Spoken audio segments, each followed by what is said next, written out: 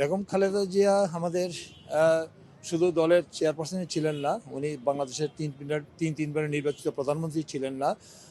তিনি তিনি বাংলাদেশের জনগণের ছিলেন অভিভাবক, তিনি জাতির অভিভাবক এবং একটি প্রতিষ্ঠান, একটি ইতিহাস।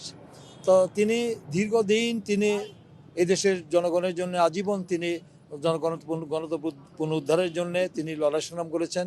তিনি ত্যাগ স্বীকার করেছেন, তিনি জেল খেটেছেন, তিনি নির্যাতিত হয়েছেন, তিনি মামলা খেয়েছেন। তিনি কোনো নীতি প্রশ্ন আপোষ করেন নাই, কিন্তু অন্যায়ের কাছে মাথা নত করেননি।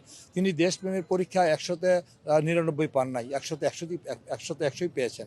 এই যে তার দেশপ্রেমের জন্য তিনি যে দেশের মানুষের প্রতি, এই দেশের জনগণের প্রতি, এই মাটির প্রতি তার যে মমত্ববোধ, ওর যে দেশের প্রতি তার যে আন্তরিকতা তিনি প্রকাশ করেছেন। বারবার নির্যাতনের মুখে আমরা 111-এর সময় দেখেছি, তিনি অনেক নির্যাতনের পরেও আমরা দেখেছি তিনি দেশ ছেড়ে যাওয়ার সিদ্ধান্ত থেকে তিনি চুল পরিমাণও তিনি বিচ্যুতি হন নাই। তিনি বলেছেন, আমার 3টি পরিবার, একটি দেশের জনগণ, এই আমার দল আর পরিবার, তার বাইরে আমার কোনো ঠিকানা নাই, বাইরে আমার কোনো প্রভু নাই। এই দেশের মাটিতে আমার জন্ম হয়েছে, এই মাটিতে আমার মৃত্যু হবে, আর দেশ ছেড়ে আমি কোথাও যাব না। এই যে তার যে দেশপ্রেম, এই যে তার জনগণের প্রতি যে তার আস্থা, বিশ্বাস এবং জনগণকে তিনি ভালোবেসেছেন, তিনি যে নির্লোভ নির্মোহ থেকে তিনি কাজ করেছেন, গণতন্ত্রের জন্য লড়াই করেছেন।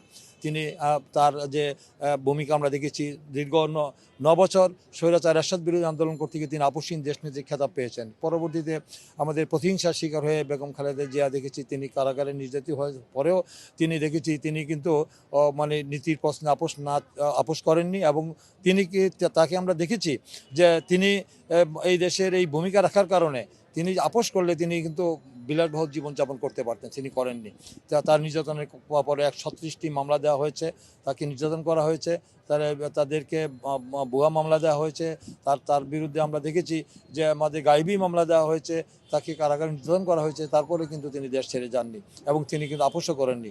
যে এই যে তিনি আপোষ করেন না করার কারণে বাংলাদেশের মানুষ তাকে কিন্তু দিয়েছে আপোষহীন দেশনীতি খেতাব দিয়েছেন এবং বলেছেন যে সে মাদার অফ ডেমোক্রেসি, গণতন্ত্রের মা হিসাবে তিনি কিন্তু চিহ্নিত হয়েছেন। এই যে তার রেখে যাওয়া যে গণতন্ত্রের প্রতি যে অবিচল আস্থা, এবং তিনি যে সংসদীয় গণতন্ত্র উত্তরণ করেছেন এবং আমাদের যে কেয়ারটেকার সরকার আর যে বিল পাশ করেছেন এবং দেশের আইনের শাসন, বিচার স্বাধীনতা, ন্যায় বিচার, মানবাধিকার, মত প্রকাশের স্বাধীনতা, মৌলিক অধিকার প্রতিষ্ঠা করার ক্ষেত্রে তিনি ছিলেন অবিচল। তিনি গণতন্ত্রের তিনি একটি মূর্ত প্রতীক হিসাবে তিনি জনগণের কাছে আবির্ভূত হয়েছেন।